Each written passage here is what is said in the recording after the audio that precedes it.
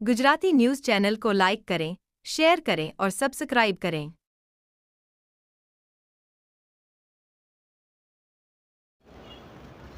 Amroli police સ્ટેશનમાં એક ફરિયાદ દાખલ થઈ છે. એની અંદર 5 જેટલા આરોપીઓ છે. એમાં 2 મહિલાઓ છે અને 3 પુરુષ છે. એટલે આ કામના જે ફરિયાદી છે એમને વોટ્સઅપ ઉપર ગુડ મોર્નિંગના એના મેસેજ આવેલા.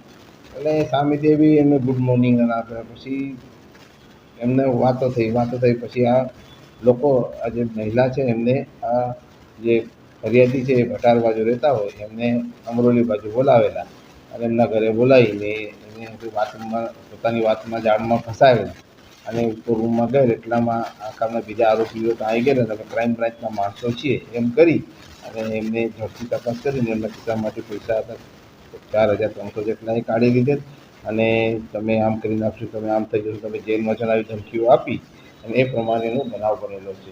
જે અંગે આ કામના ફરિયાદીએ અમરોલી પોલીસ સ્ટેશનમાં ફરિયાદ દાખલ કરેલ છે અને પોલીસે તાત્કાલિક કાર્યવાહી કરીને આ કામના આરોપીઓને પકડી પાડ્યા.